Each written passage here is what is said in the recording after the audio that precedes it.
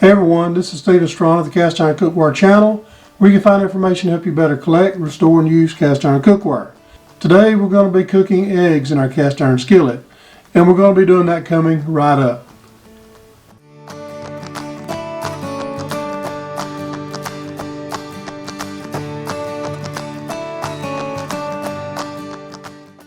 Okay, before we get started cooking our eggs, we're going to talk about our cast iron. We're going to be using this Griswold Iron Mountain No. 8 skillet for our scrambled eggs.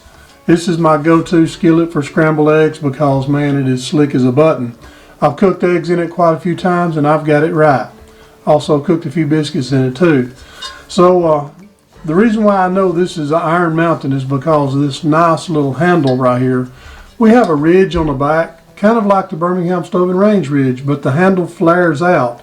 And when you see this shape, you know that that is a Griswold Iron Mountain skillet.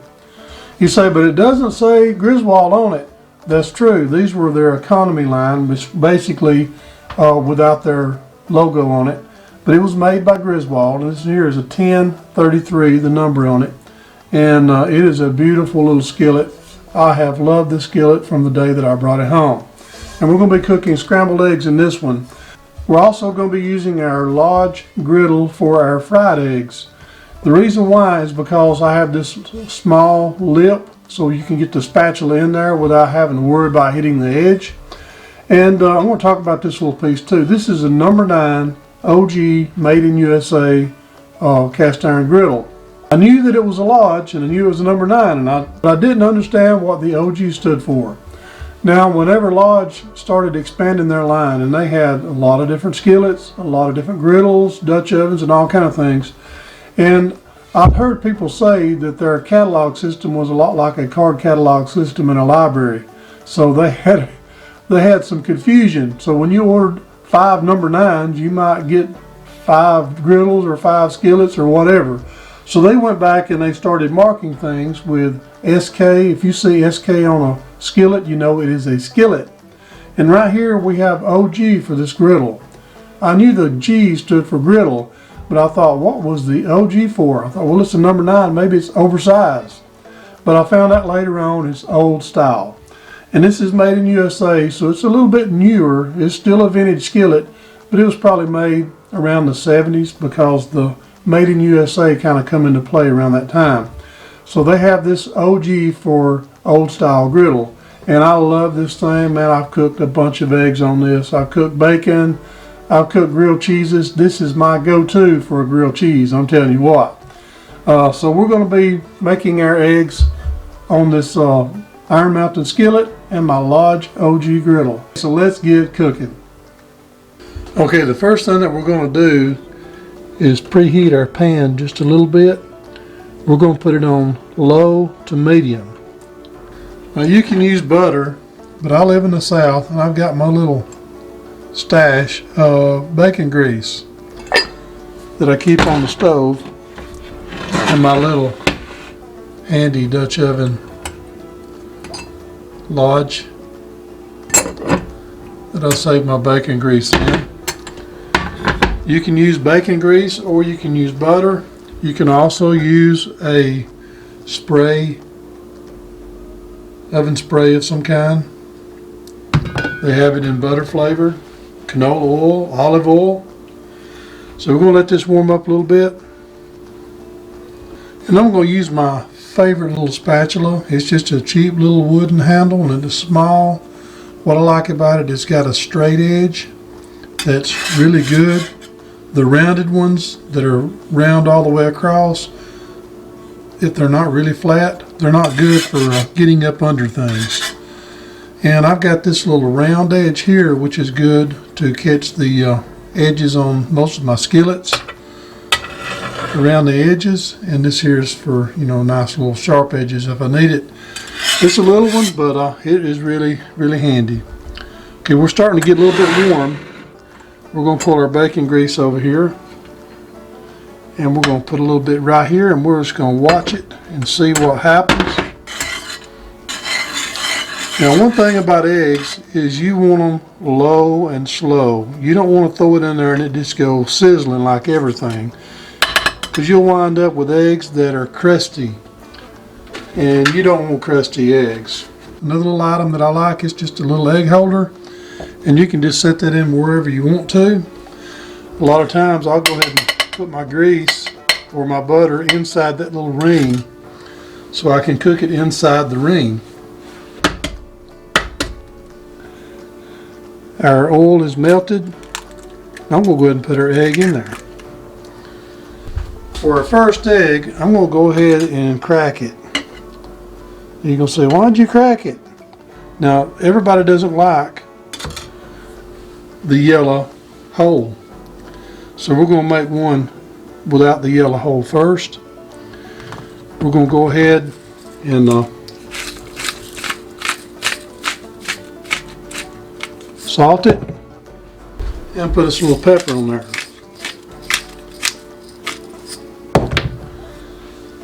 Low and slow. You can see it starting to turn white in the bottom just a little bit.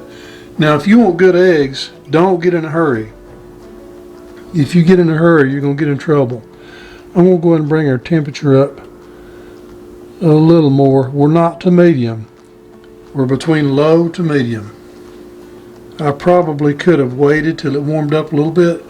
But one good thing about it is, if you start off too cool, you're okay. If you start off too hot, you can't back it down. You can always crank your heat up.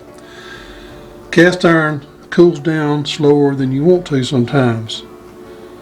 Just give this a minute. Now you can get 3 or 4 of these, but we're going to do them one at a time. With most things, getting in a hurry will always cost you on quality. Our pan's starting to really warm up, so I'm going to bring it back a little bit from low to medium, a little closer to low, because we don't want to get too carried away here. I like the little rubber ones because they seem to seal better than the metal ones. These are jumbo eggs, so this has really filled this ring up. The regular large eggs seem to go a little bit quicker. We don't want to pull the ring off until we know we're starting to see the white coming all the way through, because if we don't, it will just run all over your skillet or griddle. This is a big egg. Okay, we're going to go ahead and pull our ring. Sometimes it's better to spin it just a little bit.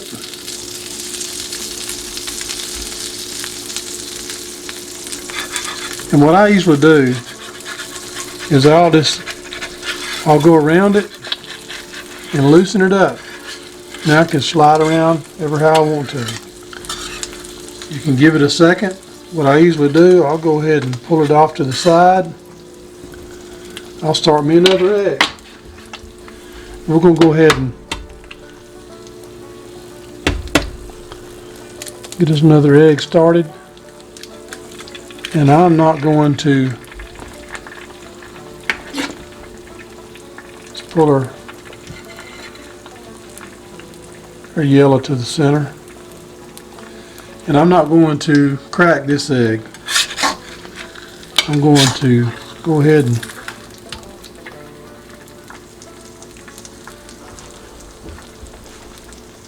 now you make little mistakes, nothing a little paper towel won't take care of.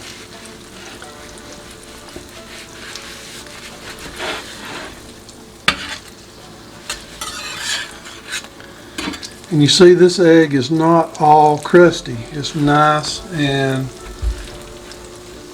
soft. If you like, you can go ahead and give it a little bit of salt and pepper on the back side.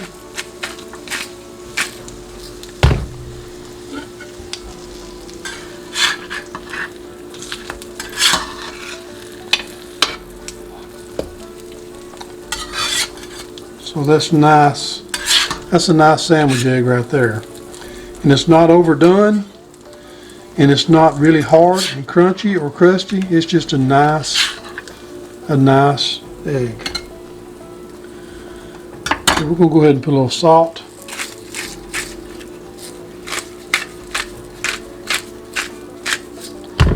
And some pepper. Got to adjust my pepper mill. I think we're getting a little bit big flakes there. And you can always take your little pieces and kind of get rid of them. Now if you want a sunny side egg, this is what you need to do. Just take your time, cut your temperature down, let it cook really slow right through the egg.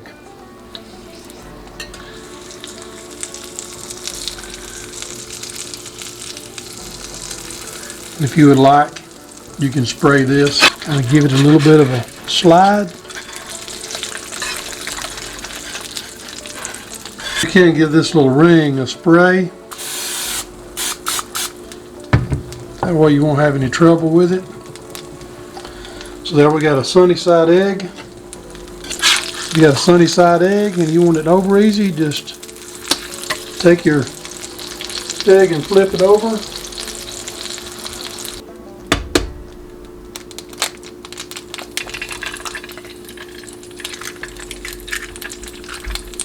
A little bit of noise going here, so we might be getting a little bit hot.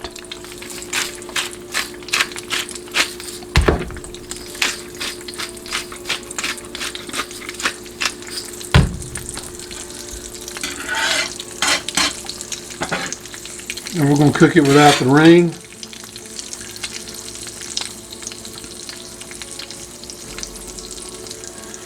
And you see, we're not really sizzling. We just got a low cook going on.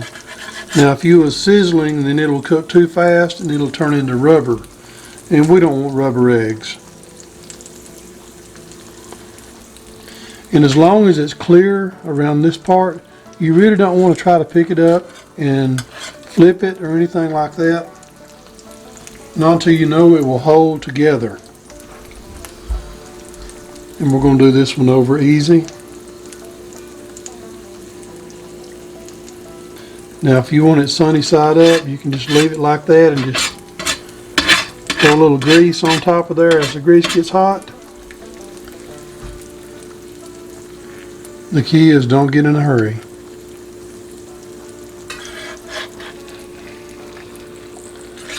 See, it's not even thinking about sticking.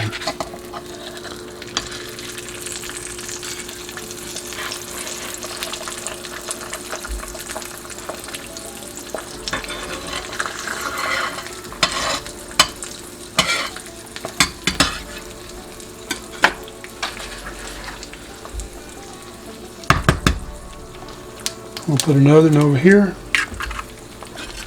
and we're going to crack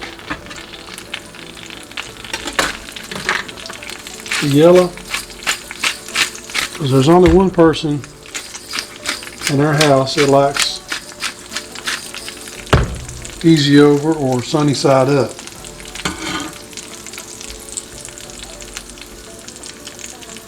If you're making an egg sandwich, you can kind of fold in the edges to make it fit your sandwich if you'd like.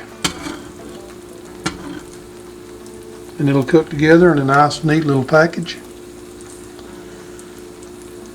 Now with a sunny side egg up like this, you can just take your time and let it cook. The problem with sunny side up is people tend to try to cook too fast, and it cooks through the egg until you actually burn the bottom before it actually cooks into the yellow. We don't want the yellow raw, we want it cooked. But you can have it cooked and it still be runny. Make sure we're freed up, and we are. You want to make sure you got plenty of oil and not too much heat. You notice our sunny side egg is starting to cook all the way through, even up to the white that's on the yellow.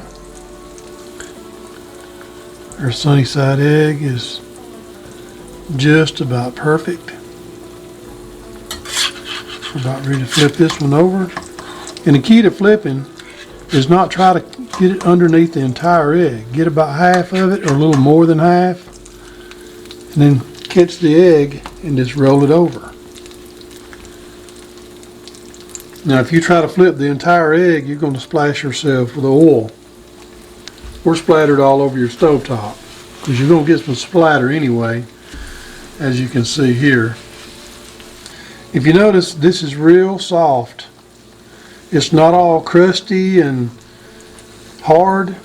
That's a nice soft egg right there. Now that is a sandwich egg.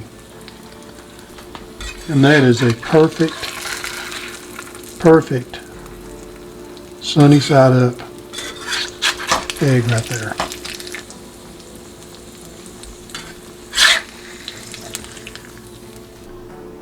We're going to take our red mountain number 8 right here, and we're going to let it warm up. While we're letting it warm up, we're going to put us a little bacon grease in there, and we're going to watch it and wait. Okay, our pan is starting to get warm, and we've got our oil, and our oil is already coating it really well. So we're going to go ahead and pour our eggs in there, and you're going to be tempted to go ahead and start stirring, but don't. You wait till it cooks. Like I said before, don't get in a hurry with eggs. Take your time. And what I usually do is I'll tilt the pan and to see if I'm getting it cooked. It's just not ready yet. Okay, we're starting to get basically cooked. And what you do at this point, you'll just bulldoze across.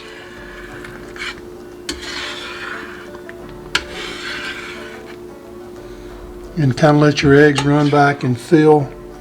And you can either pick it up and flip it over if you want to.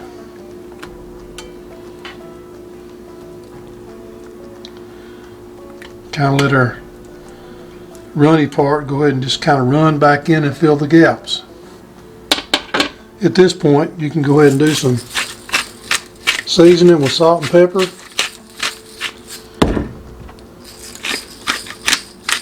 If you season it too early, you'll catch yourself having all your seasoning run to one place.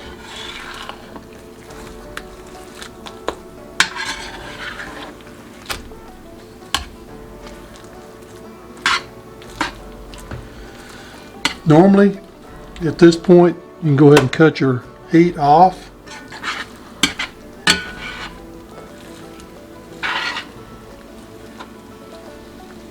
And you don't want to be scraping the bottom over and over and over, because that's where you wind up with stickiness.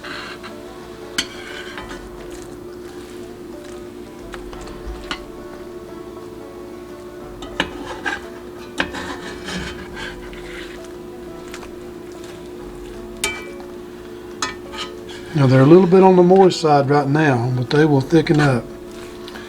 Usually what I do at this point, I'll go and I'll rinse off my spatula.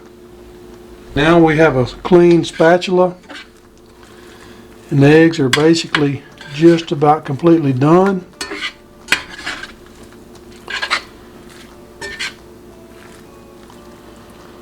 And there we have it. So we want to go ahead and take these and put them on the plate. Okay, our pan is pretty warm at this point. We're going to go ahead and add butter instead of bacon grease. I think it does better here with the omelet than we would with bacon grease. Just need to let it cool off just a little bit. I've got it a little warmer than I need it. We're also going to be adding some olive oil to our butter. That will increase the smoke point, and it also make it a little more non-stick. There's something about adding olive oil and butter together. They just blend really well. So we're going to go ahead and kind of mix these in and let them get blended.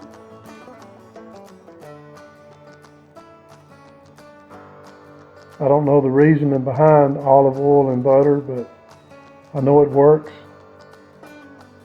I'm sure there's a scientific reason. Now whenever we get ready to put our eggs in, we want to beat them really well. I'm going to be using 4 jumbo eggs here, and I'm going to beat them with a whisk. You can use a fork. You just want to beat them really well before you pour them in. That way they'll be light and fluffy. I'm also going to be using a larger spatula here, because when I turn it, it's going to be a little harder to turn with a small spatula. And also I'm going to be using a fork to kind of help myself out. I'm going to use it to also test the eggs and see how done they are. I'm going to poke around on there, and as the edges get done, and use the fork to kind of tell when I'm ready to start adding my other ingredients. We'll go ahead and add some pepper at this point. My little pepper mill needs a little bit of adjustment, but I love a lot of pepper. We're going to crack some pepper on here, and then we're going to add a little bit of salt. Now I use the pink Himalayan salt, so it's not quite as strong as regular salt, so I'm going to use a little more than I normally would with other kind of salt. And I want to spice things up. I think red pepper goes with just about everything, so I'm going to add a little bit of red pepper to the mix.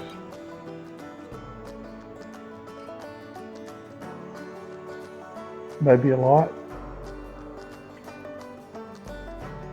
Okay, we're just going to be patient and watch it. I'll kind of move the griddle around a little bit to just see if there's a lot of sloshiness on the top. Okay, we've let it get done just a little bit. I'm poking it with a fork and checking it. And we can see we can lift up on it and it's not sticking. Maybe a little bit of stickiness in the middle. But we're just about ready. I time-lapsed it just a little bit to keep it from being so boring. We're going to go ahead and add our Italian sausage. You can use whatever meat. You don't even have to use meat. You can just put cheese. A cheese omelet is awesome. So we're going to add our Italian sausage. And I got a little bit of pepper jack cheese I'm going to add to the mix too, that I've kind of sliced and chopped up. Pepper jack's one of my favorite. I got a little bit of American cheese here from a little singles pack. And I just kind of ripped them down into little long pieces and dropped them in there. But you can put whatever you want to in your omelet. I just really want to show that, number one, you just have to be patient and go slow and low with any way that you cook eggs. We're going to flip this on top. Some people flip them in half and some people roll them in thirds. It just depends on how I feel. It don't have to be pretty, it just has to taste good, right?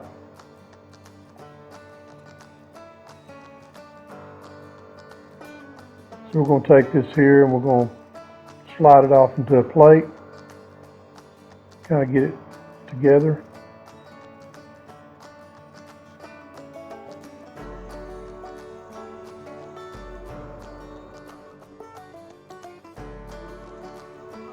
Slide that little bad boy off.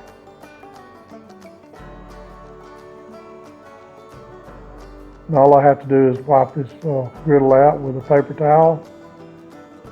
And we're ready to eat our omelet. I hope that you have enjoyed this video and found it useful. And if you have and you would like to see more, please subscribe to my channel, hit the notification bell. That way you'll be informed of new videos when they come out and you won't miss out on anything. So thanks again for watching the Cast Iron Cookware channel.